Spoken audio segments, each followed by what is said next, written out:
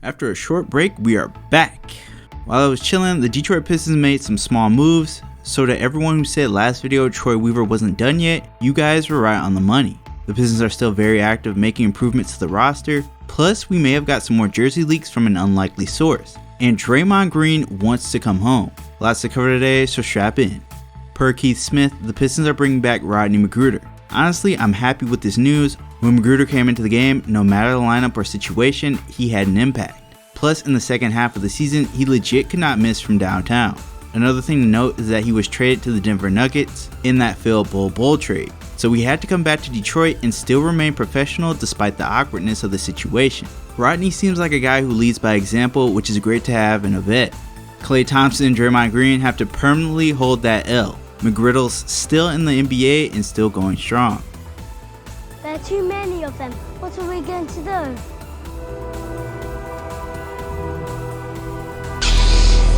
So change of plan here. With the re-signing of McGruder, that means the Pistons have 19 players on the roster. This includes Kevin Knox, who is officially signed, and Kemba Walker, who still is on the roster. So at least 2 players will be cut, or there's a trade coming. I'm guessing one of the guards will be moved, so Saban, Kojo, and Hammy are in the danger zone. I know some people want KL moved, but he's our only big that's reliable from downtown. And Dwayne Casey really wanted him on the team. Until Kemba Walker is bought out, a trade with the Hornets is on the table. Charlotte is in desperate need of a locker room leader, so they want to reunite with Kemba. Problem is, at least from my vantage point, there's no one on the Hornets that we need. Another option is the Pistons can be a third team in that Kevin Durant or Donovan Mitchell trade. Either way, the squad will be making a few more changes before opening night. ESPN analyst Frank Isola is reporting the Pistons are adding Keith Bogans to the coaching staff. Isola also mentioned Rashard Lewis, who helped coach the Summer League squad, is in talks to join the staff as well. Bogans played in the NBA for 13 years. Funny enough, I don't ever recall seeing him play, but I do remember him from 2K13 as he was on the Nets when I played my career. After he retired, Bogans was on the Knicks coaching staff for a short time. Then everyone knows Rashard Lewis, who had a great NBA career, 2-time All-Star, and an NBA champion with the Heat. This dude was cold-blooded from downtown. So adding these guys to the coaching staff is interesting. In my opinion, since the Pistons don't have a lot of vets, bringing in former players seems to be the right move. Bogans and Lewis should help the young team stay focused for a long 82-game season. NBA insider Sean Devaney is reporting Draymond Green wants to play for the Pistons. Now, why is this coming out now? Well, Draymond Green is eligible for an extension with the Warriors, who are deep into the luxury tax. They have a bunch of players already on max deals, and now Draymond needs to be paid. But he needs some leverage. Enter Rich Paul and Clutch Sports. It seems like they will be using the Pistons as a bargaining tool to get Saginaw Star another max deal. As for our side of things, the Pistons will only bring in Draymond for the right price. Going forward, our cap space will be used to keep our young players. So Draymond is certainly not getting a big payday here. Before the deals were revealed, the exact date for the announcement was leaked by Pistons Brazil on Twitter. Not only did they get the date correct, they also stated when the rest of the jerseys will be revealed. Looks like the statement jerseys will be shown off September 13th. The Pistons' recent statement jerseys have been gray and blue. Honestly, never really liked these, so here's hoping they revamp them. Then November 10th, 1 month into the season, the city jerseys could be announced. Last season's city editions looked great, alright? They looked amazing. It will be hard to top those, but I'm excited to see what changes are made. Shouts out to Brazil for keeping everyone in the loop. The Detroit Lions have started their training camp, which means the annual meeting between GMs Troy Weaver and Brad Holmes took place. All smiles from both as they were the winners on draft night for their respective leagues. Troy wasn't the only one doing a crossover event. The Lions on Twitter asked could the Pistons send someone over, and they did as Stu pulled up to their practice.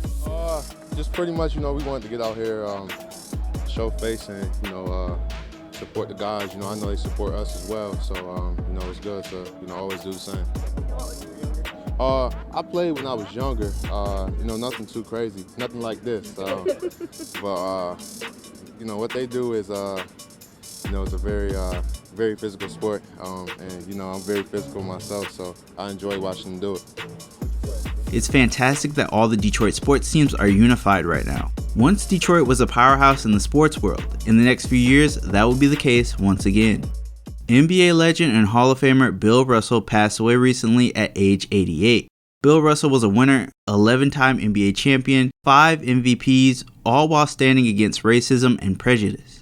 and that's to be celebrated. So the NBA is retiring number 6 in his honor. Those who are already wearing the number, like Hamidou Diallo and LeBron James, can wear the number for now, but after that, no one else can. Per Shams, Bill Russell is the first player in NBA history to have his jersey retired throughout the league.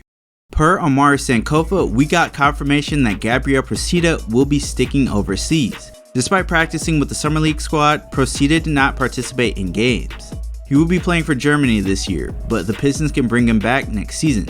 As for everyone else from the Summer League, we don't know the status for them. The Motor City Cruise have yet to announce their roster, so until then, Stanley Umude and Balsha Koprivica are in limbo. Last topic I wanted to discuss were where the squad has been after Summer League.